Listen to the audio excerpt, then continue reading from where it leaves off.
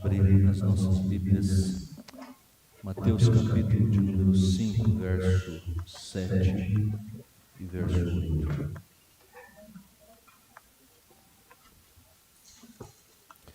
Mateus capítulo 5.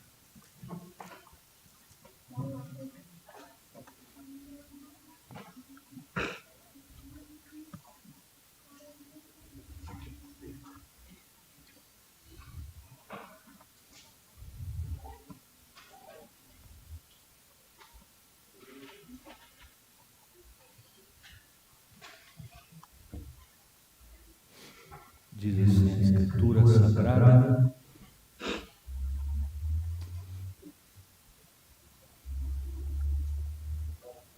Mateus, Evangelho segundo Mateus capítulo 5, verso 7 e 8, nos diz assim: Bem-aventurados os misericordiosos, porque alcançarão misericórdia. Bem-aventurados os limpos de coração, porque verão a Deus. Querido Deus e Pai Celestial, pedimos que agora, quando lemos a Sua palavra e vamos meditar nela, rogamos que o Teu Espírito, que inspirou essa mesma palavra, também comunique a nós hoje, para todos que estão ouvindo nessa manhã, essa mensagem. Ó Deus, pedimos que o Senhor fale conosco novamente, que a palavra seja, Deus, aplicada ao nosso coração, nos fortaleça nessa manhã, em nome de Jesus. Amém. A mensagem do Sermão do Monte pode ser resumida com a declaração de que nós não devemos, ou os cristãos, os crentes, não devem ser como os outros, não sejam como eles. E à luz desta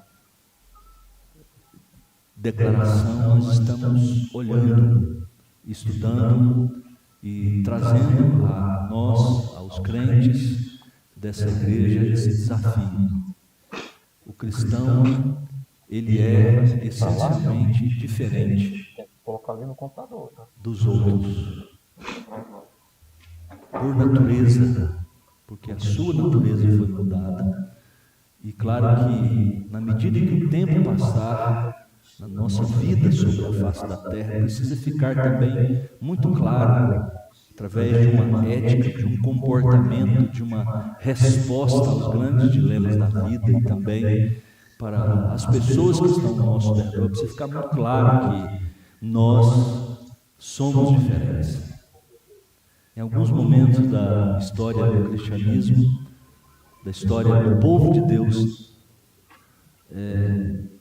isso ficou muito claro, as pessoas perceberam isso, em alguns grupos especialmente, mas em alguns momentos também na história do cristianismo, na história do povo de Deus sobre a face da terra, os servos de Deus, os chamados, a igreja de nosso Senhor Jesus Cristo se tornou tão idêntica, tão parecida com o mundo que não poderia se perceber, ou em muito pouco tempo, em poucas pessoas, em poucos grupos, há uma diferença, como nos é apresentada nas Escrituras Sagradas e ressoa de uma maneira muito forte, pungente, o Sermão do Monte, capítulos 5, 6 e 7 de Mateus. O primeiro bloco, que é sobre as bem-aventuranças, famosas bem-aventuranças, diz respeito às características do cristão, um perfil. Nós estamos aqui olhando para o perfil que Jesus delineou, que Jesus mostrou aos seus discípulos quando ele começou o Sermão do Monte. Eu preciso começar de um ponto, e nada melhor que começar dessa maneira, como nós temos visto aqui nesses primeiros versos do capítulo 5 de Mateus, onde está o Sermão do Monte. E os comentaristas bíblicos excelentes, maravilhosos, muito edificantes, comentários, livros inteiros grandes, outros menores, muito bons, que analisam o Sermão do Monte, que expõem o Sermão do Monte à luz de estudos feitos a partir de estudos exegéticos, outros mais homiléticos, mais de mensagem para o povo de Deus, comentários de púlpito, como é o caso do reverendo Dr. Martin Lloyd Jones e outros excelentes. E é interessante perceber as discussões sobre como essas bem-aventuranças, por exemplo, elas se relacionam entre si. E é interessante notarmos que, de fato, você tem uma ordem aqui. Não foram essas bem-aventuranças ditas por Jesus sem uma ideia, sem uma organização, em que não haja uma relação entre todas elas. Há uma sequência aqui, teológica, também diríamos, da própria experiência para a vida cristã. Chegar nesse ponto na quinta e sexta bem-aventurança, versículo 7, versículo 8, nós chegamos a um ponto de virada nessas bem-aventuranças, a descrição do caráter do cristão, do perfil do cristão. Como alguém disse, é como se nós estivéssemos subindo uma montanha. Quando chegamos na bem-aventurança do versículo de número 7, os misericordiosos, nós chegamos no topo da montanha. Nós subimos, começamos a subir na primeira bem-aventurança. Bem-aventurados os humildes em espírito. Agora, os misericordiosos é o ponto de virada, porque essas 3, 4 primeiras tinham a ver com a relação das pessoas com Deus. Agora chegamos no topo da montanha, vamos descer. Essa é a ideia, é uma imagem que um dos comentaristas apresenta, mas uma relação mais da mensagem teológica pode ser vista da seguinte maneira também: a porta de entrada no reino é a humildade. Sem humildade nós não entramos no reino de Deus, sem sermos humildes de espírito. Não está falando de uma condição social. Às vezes essa palavra humildade é de fato usada na Escritura nesse sentido, de pobreza, mas aqui ela não tem essa conotação, pelo fato de que é muito claro quando o Senhor Jesus diz que são bem-aventurados os humildes de espírito, ou em espírito. Ser humilde de espírito é perceber que não há qualquer retidão em minha pessoa, é nesse sentido. Não há em mim algo que me faça a ser recomendado perante Deus.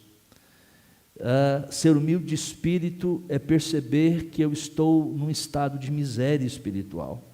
Se for colocado face a face com Deus e com sua santa justiça, eu estaria completamente perdido, eu não poderia fazer absolutamente nada. É isso que significa ser humilde de espírito e reconhecer-se humilde de espírito. Mas não somente isso, nós também que passamos por essa experiência verdadeira, nós nos lamentamos, chorando, é a segunda bem-aventurança, chorando pela consciência de que nós temos pecados e temos agredido a Deus com os nossos próprios pecados. Mas mais do que isso, por causa disso mesmo, eu tenho uma ideia acerca de mim muito correta. Por isso eu me torno manso. Ou seja, isso significa que eu recebi uma visão muito certa, muito correta, como Deus me avalia acerca de mim mesmo. Entendo que ninguém pode prejudicar-me, ninguém pode ofender-me, ninguém pode dizer algo demasiadamente pesado a meu respeito. Só eu é que sei que de fato eu sou, o que eu sou. Só eu sei o quanto sou de fato odioso. Como alguém brincando certa vez na porta da igreja, disse para o outro assim: eu me lembrei de você, eu falei de você hoje. E ele imediatamente disse assim: então tudo que você falou é verdade. A conotação era de que tinha falado, estava brincando, dizendo que ele estava lembrando de erros e de problemas de pecado. Então você falou exatamente o que eu sou, disse o irmão. Achei interessante a brincadeira, porque em certo grau é isso mesmo. Nós temos às vezes tanto problema de que as pessoas, a ofensa é exatamente essa. Às vezes as pessoas estão dizendo exatamente o que nós somos, o que fazemos, como nós somos, o quanto nós somos pecadores, mas nós não admitimos. O manso é exatamente aquele, o manso, segundo está no Sermão do Monte, nessas bem-aventuranças, é aquele que não é ofendido quando as pessoas dizem alguma coisa sobre ele, porque ele exatamente sabe o que ele é, já foi convencido por Deus. E é justamente por isso que então eu tenho fome e sede de justiça, por reconhecer exatamente o que eu sou, quem eu sou e o que eu mereço de fato diante da santidade e da justiça divina. Eu tenho fome e sede de uma justiça que me preencha. Eu tenho anelado, buscado uma justiça que seja externa, que me seja aplicada. Eu entendi que não posso criar nem produzir a justiça em mim mesmo e por mim mesmo, e que nenhum outro ser humano pode ajudar-me quanto a esse particular. Já conheço a minha desesperadora condição diante de Deus e tenho sentido fome e sede da justiça, daquela justiça que me reconcilia com Deus, que me endireita a minha situação perante Ele, e recebi essa justiça e retidão pelos méritos do Senhor Jesus Cristo de forma completamente gratuita. E mais ainda, eu tenho sede e fome de justiça, da justiça que está na palavra de Deus, que é a própria palavra de Deus, e que me confere exatamente a justiça que eu preciso. Agora, veja a ligação. Se eu já experimentei tudo isso de forma gratuita, a minha atitude em relação aos meus semelhantes não deve ser diferente. Eu preciso refletir a partir do que eu recebi, que eu entendi do meu Deus, numa relação agora de justificação. Eu preciso passar para os outros essa mesma experiência, e eu preciso considerar as outras pessoas nas minhas relações exatamente dessa forma. E aí que nós temos a quinta e a sexta bem-aventurança. Bem-aventurados são os misericordiosos, bem-aventurados são os puros de coração.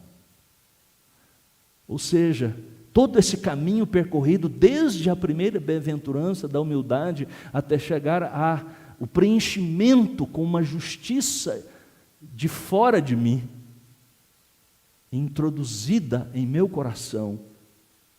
Agora, este reconhecimento do meu estado de miséria e de necessidade de Deus faz com que eu enxergue ao outro, eu enxergue aos que estão próximos de mim de maneira diferente, do mesmo jeito que eu fui tratado por Deus. Da mesma forma em que eu fui reconhecido por Deus, eu devo olhar aos outros com um olhar de misericórdia. É revolucionário tudo isso, porque não é assim. Daí a ideia de que o que o Senhor Jesus está falando é algo totalmente diferente, está propondo um caminho, uma experiência de vida completamente diferente. Não é assim na vida humana, não é assim que nos ensina a natureza. Isso não se produz por seleção natural ou por geração espontânea. Isso é milagre, isso é algo que somente o Espírito de Deus pode produzir em nós. E tentar viver isso à luz da própria razão, pela força do próprio entendimento, ou pelo esforço humano, será um completo fracasso.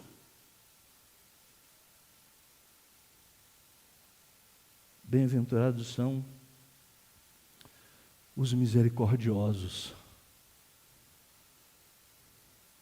porque tendo recebido a misericórdia, tendo entendido que toda a relação com Deus, a base de toda a aceitação perante Deus, é com base na própria misericórdia divina, na graça de Deus. Agora eles podem demonstrar misericórdia.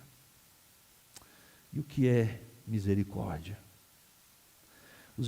Os estudiosos da Bíblia, eles sempre, ao definirem misericórdia, ao ensinarem o que é misericórdia, sempre o fazem comparando com um outro precioso termo da nossa teologia cristã, a graça.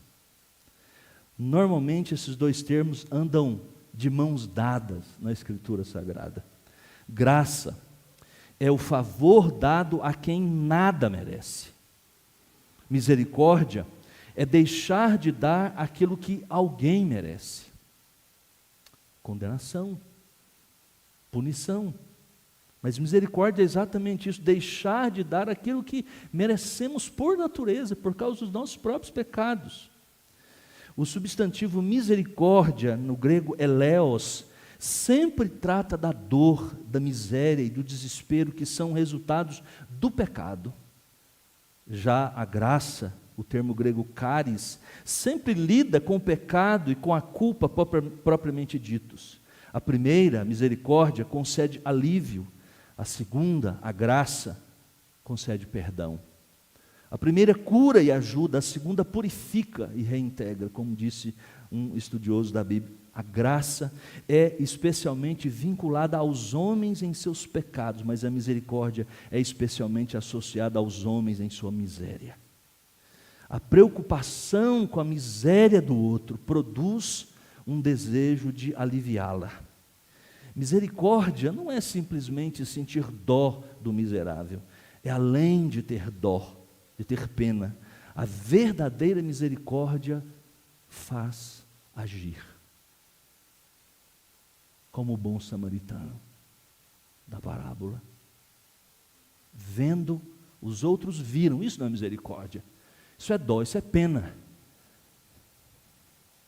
Mas misericórdia é quando, a despeito dos riscos em que ele poderia correr naquele caminho perigoso de Jerusalém que descia para Jericó, apesar disso, ele quebra todos os protocolos que os outros não quiseram quebrar, como o sacerdote, como o levita, que poderiam estar, se tivesse aquele homem morto, eles perderiam a oportunidade de ir para o templo de Jerusalém, porque estariam impuros cerimonialmente, não poderiam oficiar, e eles eram oficiais do templo, mas o samaritano não se preocupou com isso.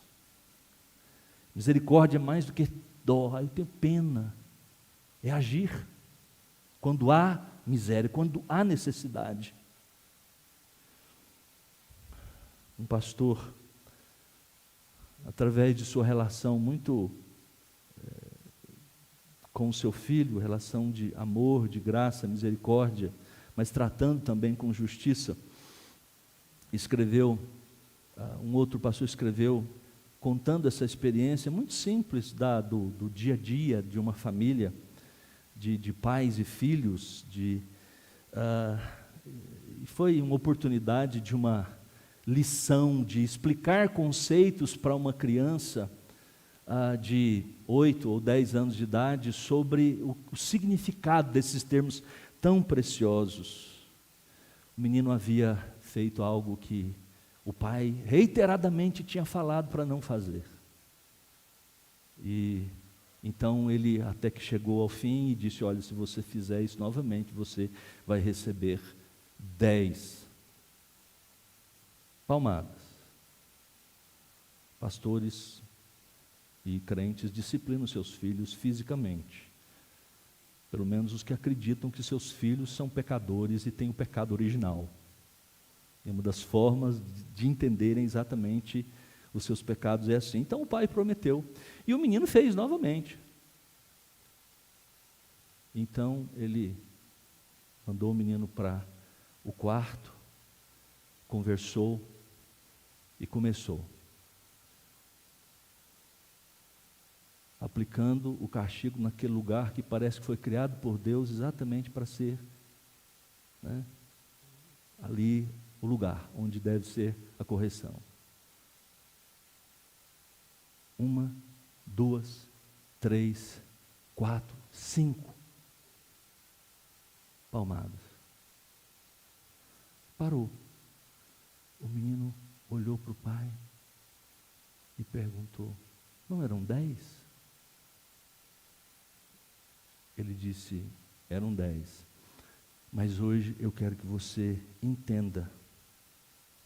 Eu quero que você entenda o que é graça. Eu quero que você entenda primeiro o que é misericórdia. Você merecia exatamente tudo o que eu falei, mas você não recebeu tudo. Isso é misericórdia. Daí, a parte da tarde, passou algumas horas, na parte da tarde ele chamou, bem de tardezinha, chamou o filho para tomar um sorvete. E ele disse assim: mas eu não estou de castigo?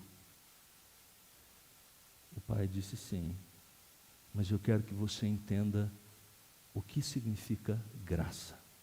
Você não merece castigo, mas você vai receber. Isso é graça.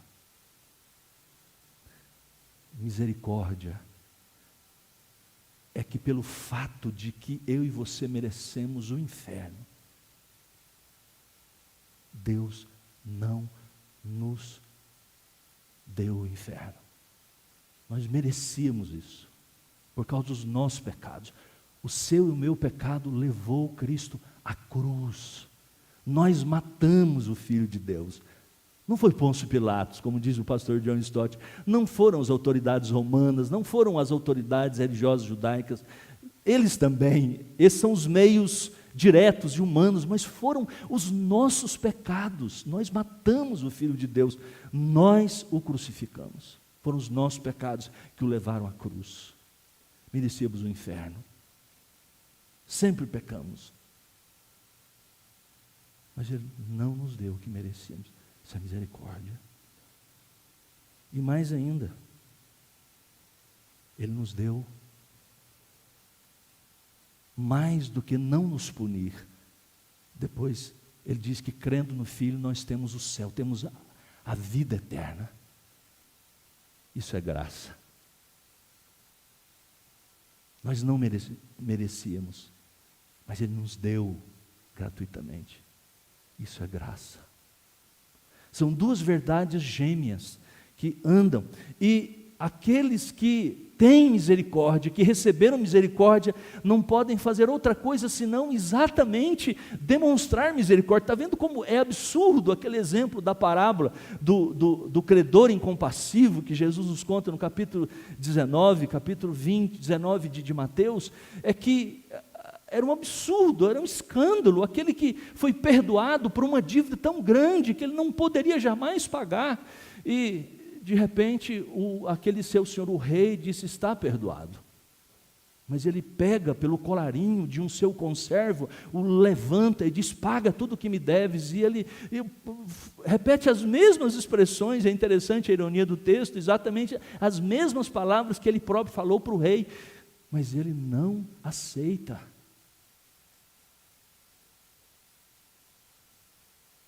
E aquilo entra na cabeça das pessoas: mas isso é um absurdo.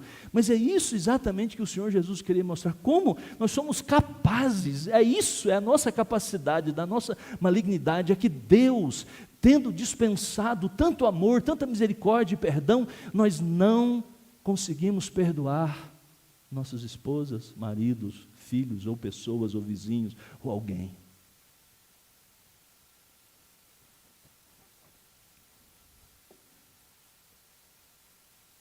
O maior exemplo, então, da misericórdia, segundo a Bíblia, nos é apontado em Lucas 1:78, um daqueles cânticos em que diz que foi pela misericórdia de Deus que veio até nós o sol nascente das alturas, o Senhor Jesus Cristo. O Filho unigênito veio ao mundo por parte do Pai. Isso envolveu a mais terna misericórdia Deus viu o nosso estado de miséria, a despeito de sermos simplesmente transgressores da lei, foi a sua misericórdia que o impeliu de agir em nosso favor. Assim o Filho de Deus cuidou da nossa situação miserável, miseráveis pecadores. Foi assim que na cruz do Calvário, na obra, no auge da obra de Cristo por nós, é que justiça e misericórdia se encontraram. Porque ali, segundo o apóstolo Paulo no capítulo 3 de Romanos, Deus foi justo e justificador, ou poderíamos dizer justo e misericordioso para conosco. Se Deus apenas tivesse aliviado os homens, passado a mão por cima da cabeça e dizendo, não tem problema nenhum, Deus não haveria tratado o pecado, o nosso pecado, com justiça. Ele tinha que punir o pecado. A justiça, a sua justiça o exigia.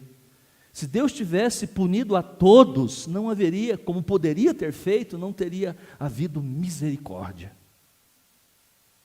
Então está vendo como a vida de Cristo, seus 33 anos de encarnação, vivendo com os homens sobre a face da terra, foi a solução de Deus perfeita para o problema do pecado, porque sendo justo ele tinha que punir o pecado. Justiça é isso.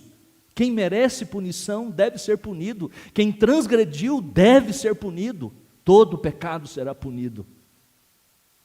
A diferença é que para alguns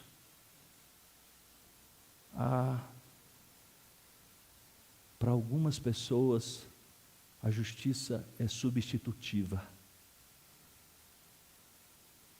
Aqueles que creem no Evangelho recebem justificação dos seus pecados, recebem perdão.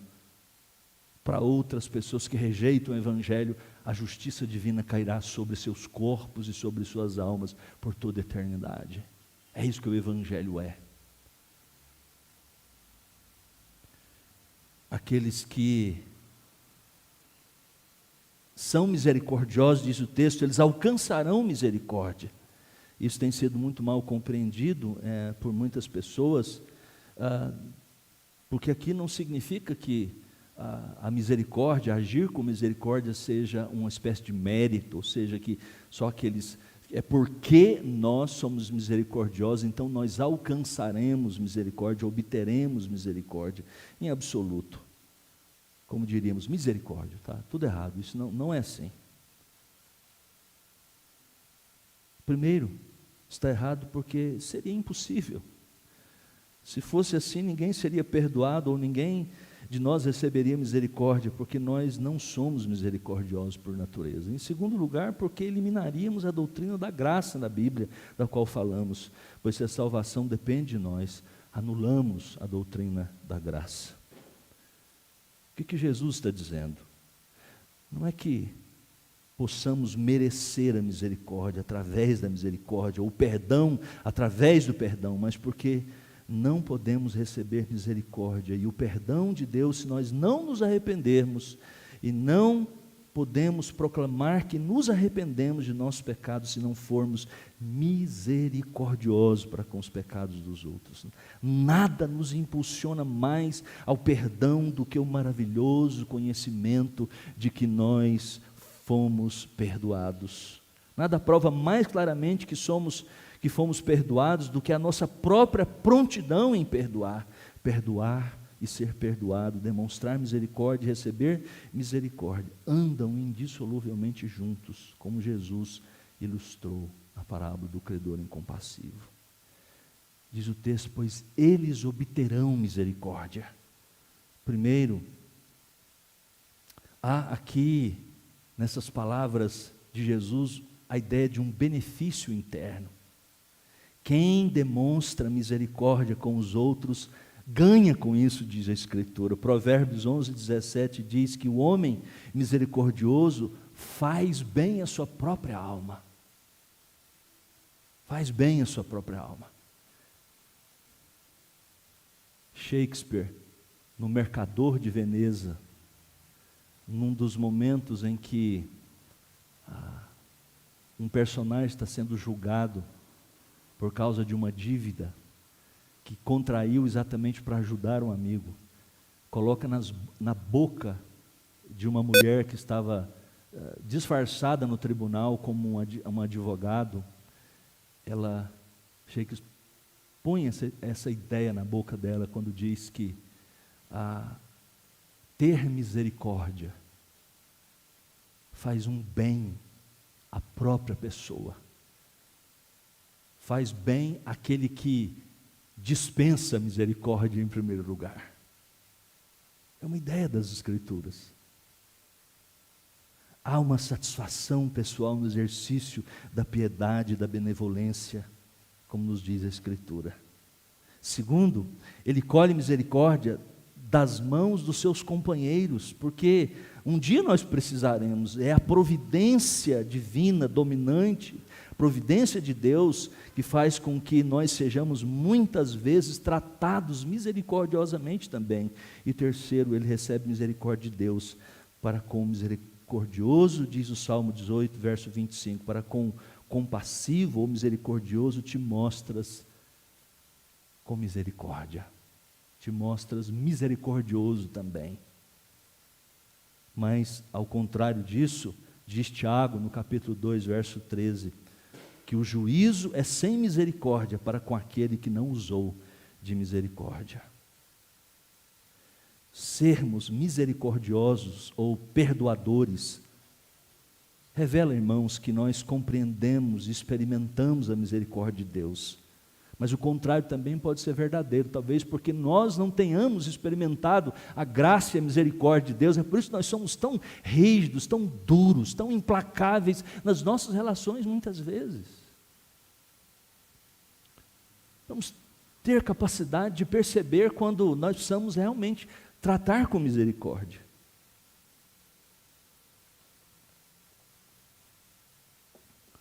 Deus demonstrou misericórdia a nós. Segundo Carson, Donald Carson, num comentário, ele diz que essa bem-aventurança força todo aquele que se declara discípulo de Jesus Cristo a fazer a si mesmo algumas perguntas difíceis. Eu sou misericordioso ou arrogante com os menos afortunados? Sou bondoso ou grosseiro quando lido com os marginalizados? Sou solícito ou insensível com os desvalidos? Sou compassivo ou impaciente com os oprimidos? Porque se nós formos olhar para as pessoas somente com ideologias, com filosofias na nossa cabeça, políticas, econômicas, sejam elas de esquerda ou de direita, sejam elas progressistas ou liberais, se nós formos nos relacionar com as pessoas nesses moldes, os oprimidos, os miseráveis, que se danem. Como é que nós olhamos para as pessoas?